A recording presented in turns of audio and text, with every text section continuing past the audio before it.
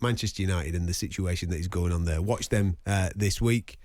Get absolutely walloped by Newcastle in the Carabao Cup. Okay, it was a weak inside. They've tried some different things, but so did Newcastle. Newcastle played, what did they make? 8 changes, 9 changes, or whatever it was. They played 4 fullbacks at the in defence, and he centre forward didn't get a touch of the ball. Absolutely ridiculous performance from United, which is obviously now starting to lead to conversation where plenty of people are pointing fingers here, there, and everywhere.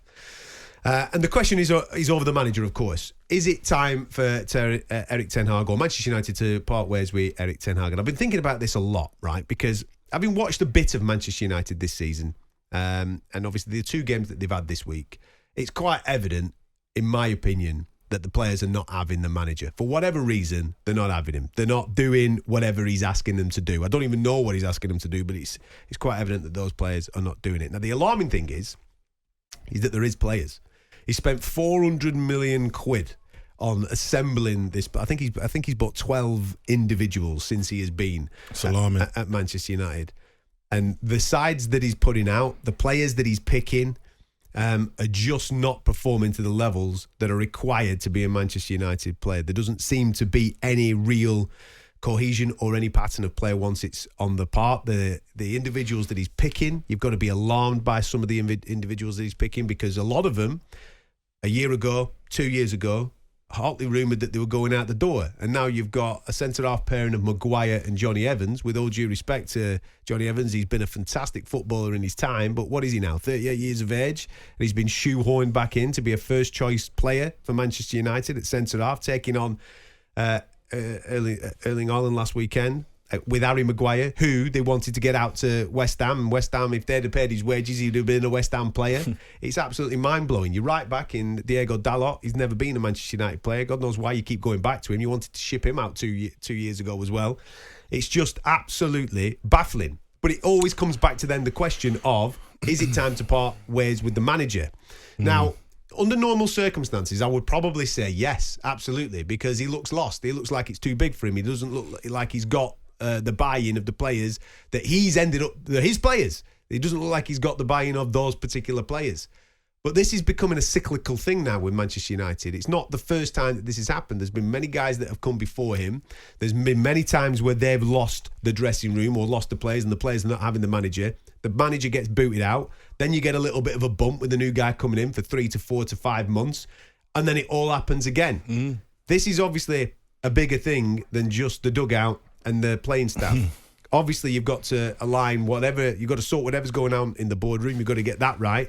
You've got to bring in a director of football with a clear vision of what the football club is going to go and do going forward. That's the main one for me. And then that director of football has obviously got to have a great partnership with the manager, and they've all got to be going in the right direction. It just seems that everybody's pulling in various different directions. Everybody's an individual at Manchester United. There's no team cohesion right now. And it's just a complete and utter mess.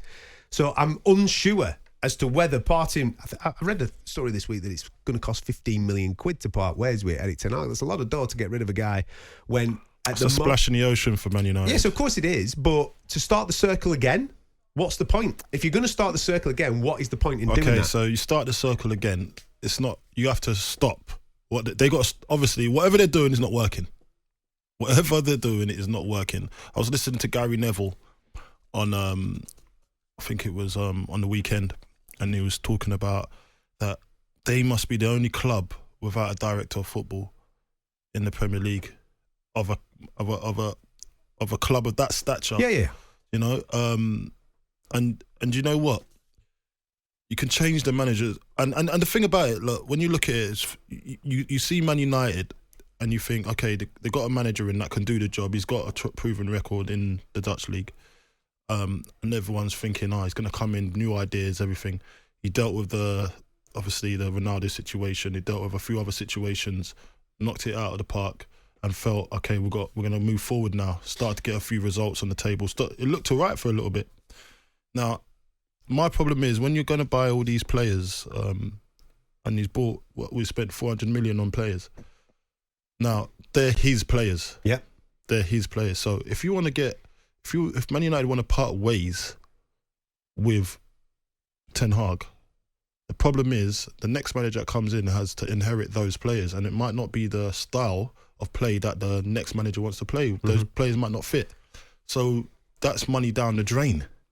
So it's not only that they're wasted money, they have to go and find somebody that's going to try and get the best out of these players. Now, these players might not play the same way the next manager wants to come in to play like, so it's a very difficult. So if you've got a director of football, it eradicates all of that.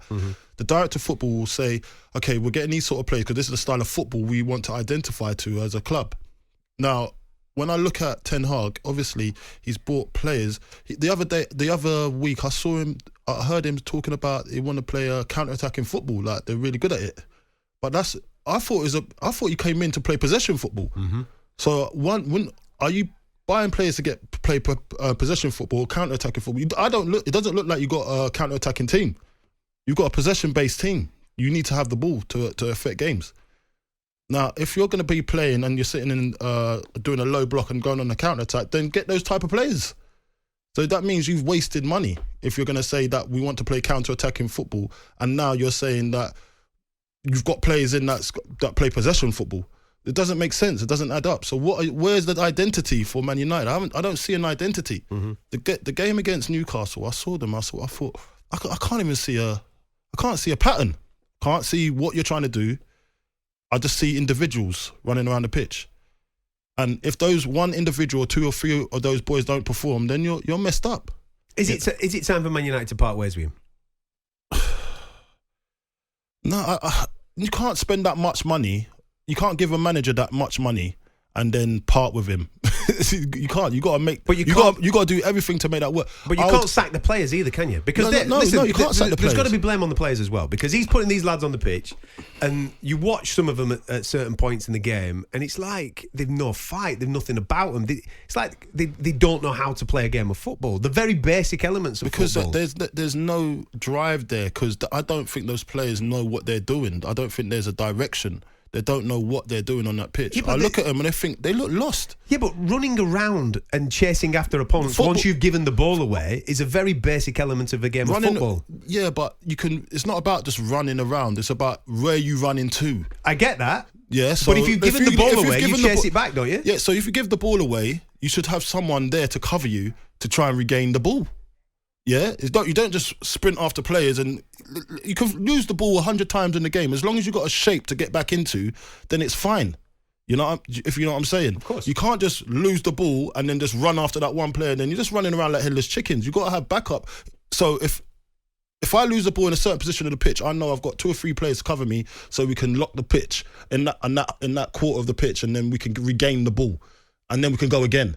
But it doesn't. But you're saying there's no identity. There's no identity. There's no. I don't see that even. Even if you lose the ball anywhere on that pitch, you should have 2 or 3 players to back you up, because you know there's a risk there, and the other players are going to back you up, and then you regain the ball and you go again. They don't do that. It's like everyone's for themselves on that pitch. So, and I'm looking at it, I'm thinking Anthony. I don't like battering players, but I'm thinking Anthony. He's trying to make something happen, but then he hasn't got the support. So if he loses the ball, then everyone's running backwards, because he's trying to do something. He's trying to make something happen, and it doesn't come off for him. Then he has to go and chase that ball back, and it just looks all disjointed. Don't look right. And I feel sorry for the players. I feel like they don't have a sense of direction at the moment. Yes or no, get rid of him. I just feel he needs to. Well, for me, I just feel he needs to get that team together. I don't want it. No, I don't. I'll never tell a team to sack a manager. That's their livelihood. But if he can't get that right, then the time is going to be running out, because that means it looks lost. He doesn't know what he's doing. The players have not got a leader. If you understand, as a footballer, you always want to see a manager that knows what he's doing, and then I know there's a direction and there's a purpose into what I'm doing when I'm on that football pitch. Those boys look lost. When I look at them, I think, bloody, I can't see that they know what they're doing. They're not doing things with confidence. I'm seeing Bruno Fernandes shooting from 30 yards, a potluck shot to see. That's all guessing games. You can't play for Man United and guess. You got to have an idea. You got to know what you're doing. You're doing things for a purpose. It's just a weird situation for me. And I know what you're saying. Well, he should be gone then, because if he's lost the team like that, and the boys don't know what they're doing, then that means he's not got their attention. he has to gain their attention again. And these next couple of weeks is going to show how good of a manager he actually is, because it's not just about when you're winning and it's all going beautiful. Mm-hmm. It's when it gets a bit disjointed, can you gather the team together and regroup and go again? He doesn't come across, though, as the greatest man manager in the world. He might be a great coach, he might be a great tactician, but he doesn't come across as the greatest man manager in the world. I know that, listen, I'm on this radio station praising him for the way that he dealt with the Ronaldo situation. And then you've got a few incidents off the back of that where it's just starting to repeat that same pattern, i.e. Jadon Sancho situation. You've got a few other little bits and bats that have chirped up. Listen, the word on the street is that he's a very hard taskmaster, isn't he? He rules with that iron fist. Does that work for these players? Can you do that approach for every single player? This is what I'm saying. So being a manager nowadays, I think you have to tailor your skills to a certain player. So I might know how you are as a person. I know how to get the best out. I got to know how to get the best out of you. When it's going bad, I still got to know how to lift your spirits up and get the best out of you.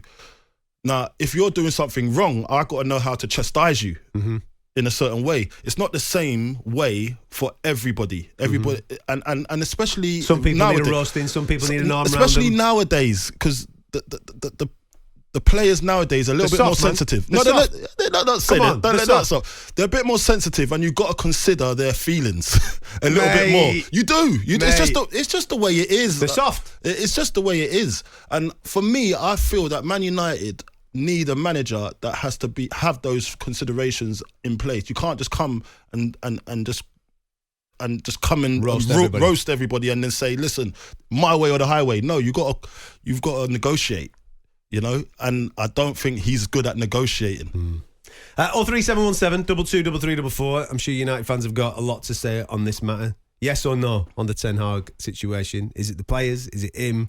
I think everybody knows that there's problems further above that, but what is the immediate solution to what is currently going on the pitch? Because that's all you're really bothered about as a football fan, aren't you?